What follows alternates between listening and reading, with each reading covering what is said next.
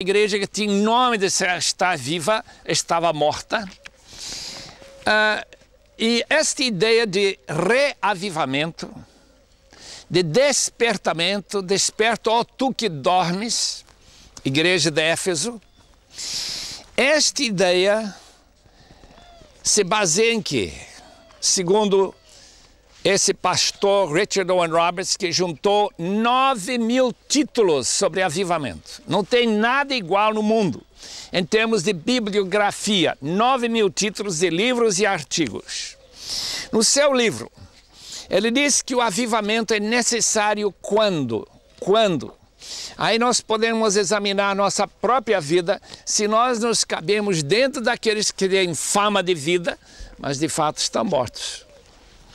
Primeiro, quando ler a palavra de Deus, escutar a palavra de Deus, não faz diferença nenhuma na vida. A gente escuta, está sendo falada lá no púlpito e vai embora e não faz diferença absolutamente nenhuma.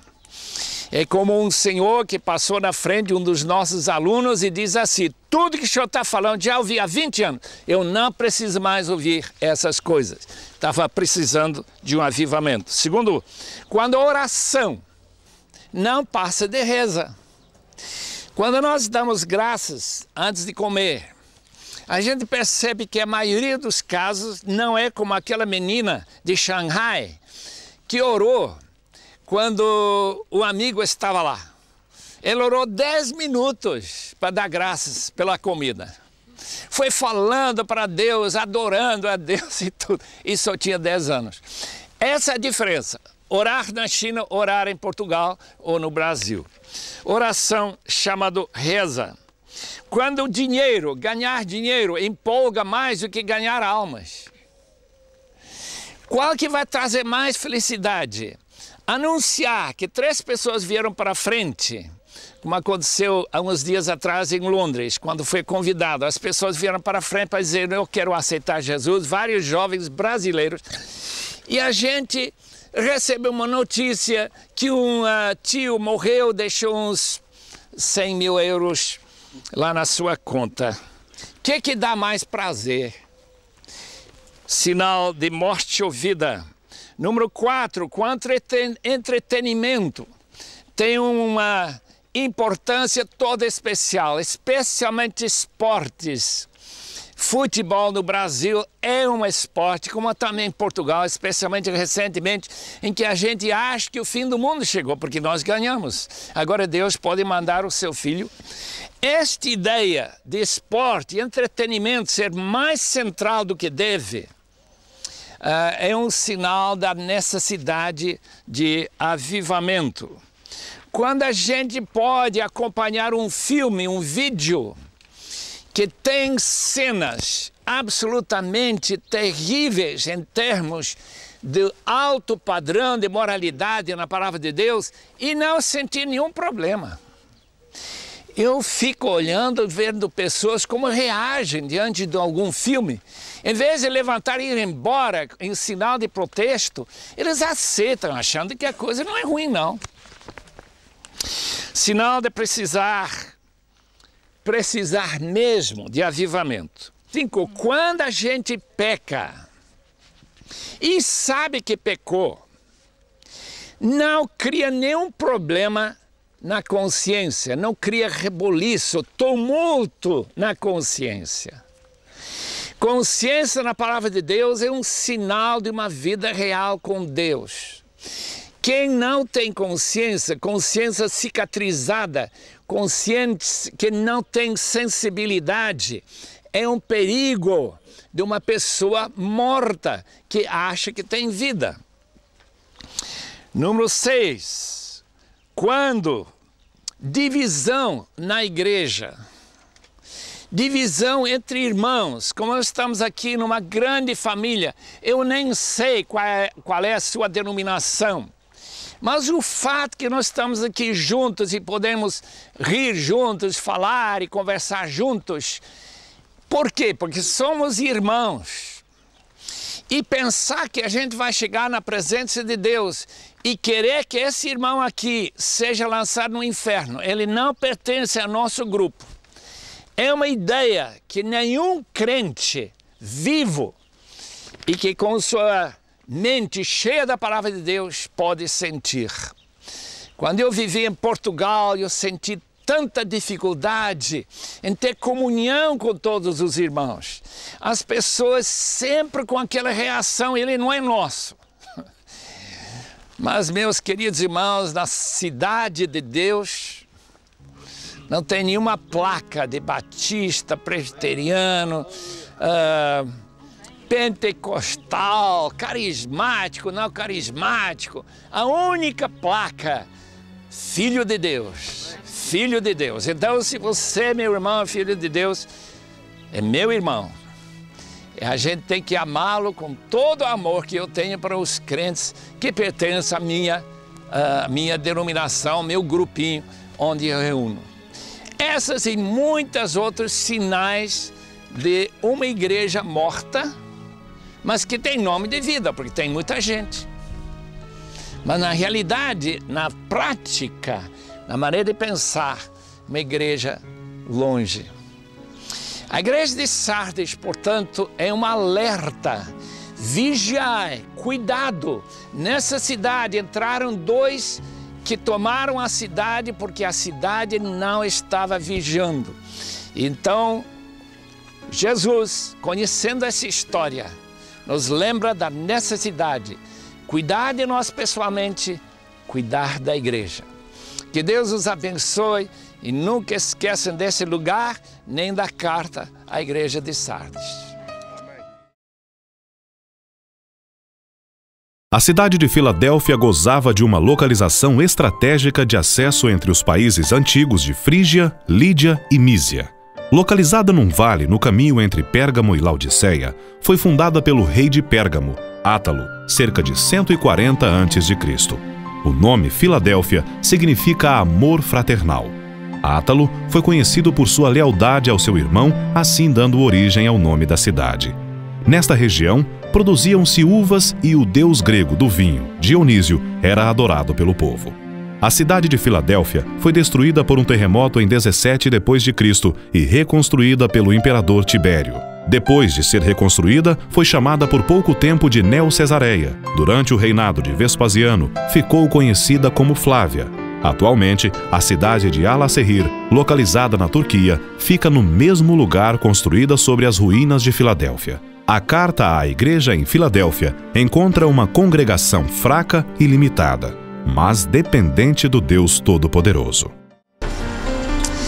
Como já disse nas outras localidades onde nós conversamos sobre as ruínas que marcam lugares tão famosos, segundo a palavra de Deus, aqui também me alegro de uma maneira muito especial.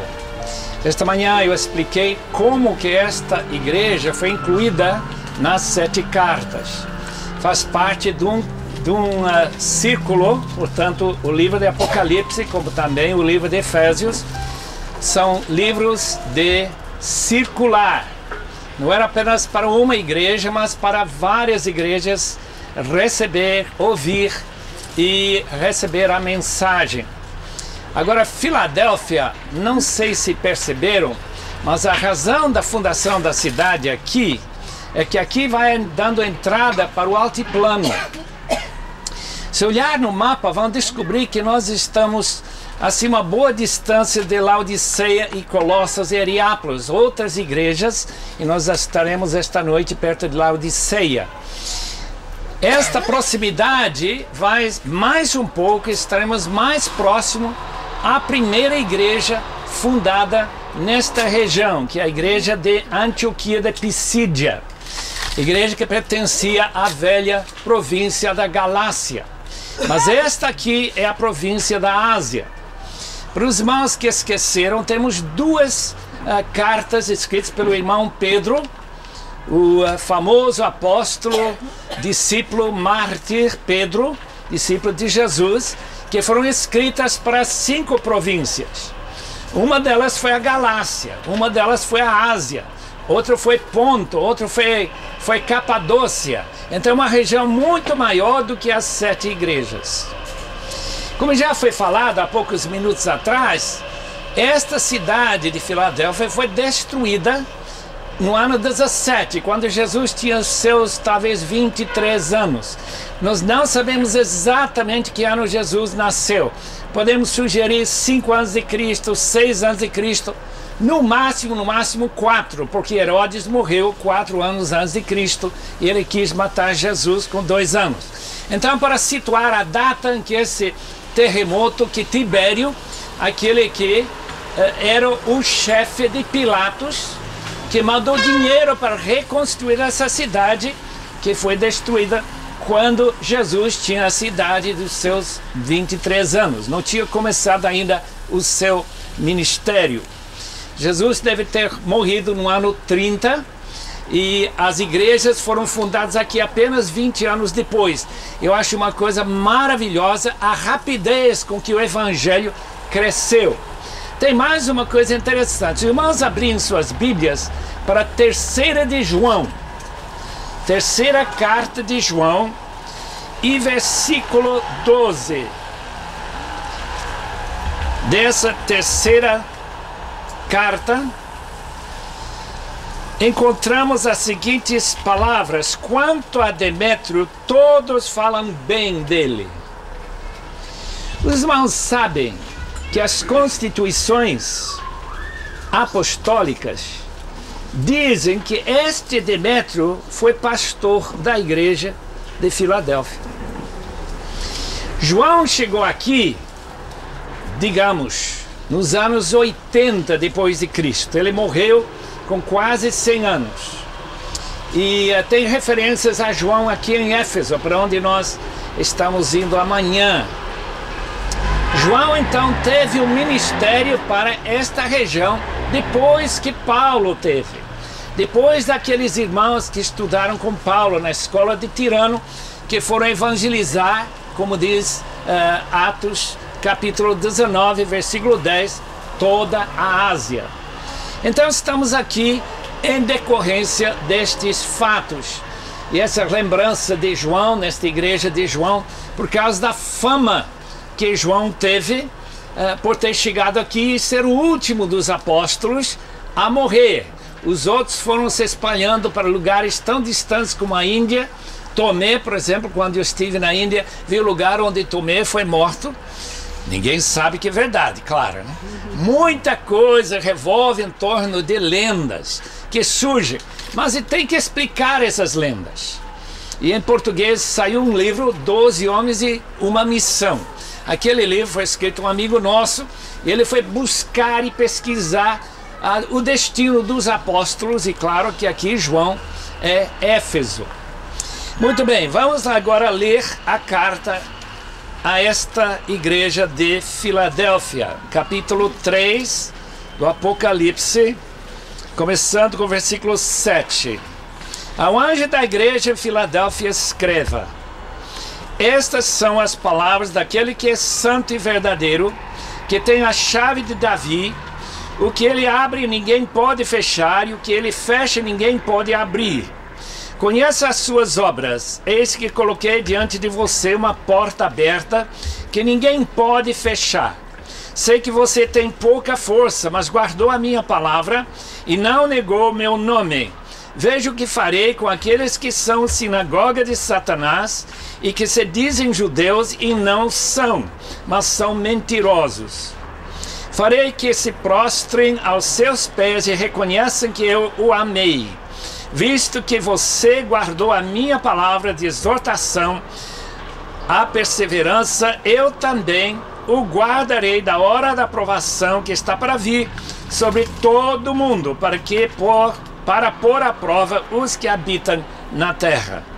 Venho em breve, retenha o que você tem, para que ninguém tome a sua coroa. Farei do vencedor uma coluna no santuário do meu Deus, e dali ele jamais sairá. Escreverei nele o nome do meu Deus e o nome da cidade do meu Deus, a Nova Jerusalém, que desce dos céus da parte de Deus, e também escreverei nele o meu novo nome. Aquele que tem ouvidos, ouça o que o Espírito diz às igrejas. Notem nesta carta, um dos interessantes elementos que aparece também na carta Esmirna, que não há nenhuma condenação. Aquela parte que todas as outras 5 cartas têm, esta aqui falta. Nenhuma condenação. A única coisa que pode aproximar uma condenação seria pouco poder. Pouco poder. A razão desse pouco poder pode ser o fato que a igreja tinha poucos membros, pouca influência. Talvez seja que a igreja era menos carismática, menos poder do Espírito Santo. A palavra carisma significa dom. Então, onde os dons não apareceram, ninguém sabe a razão dessa frase tão estranha. A igreja de Filadélfia, uma igreja elogiada, uma igreja que agradou muito ao seu Senhor, mas faltou poder. Vamos lá agora para os títulos. Lembra que as cartas começam com uma descrição de Jesus. Logo que se fala, escreva para o anjo de tal igreja, aparece a descrição do Senhor Jesus Cristo. Essas são as palavras daquele que é santo e verdadeiro, que tem a chave de Davi.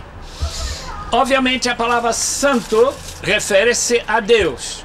Então é uma referência àquele que é igual a Deus. O próprio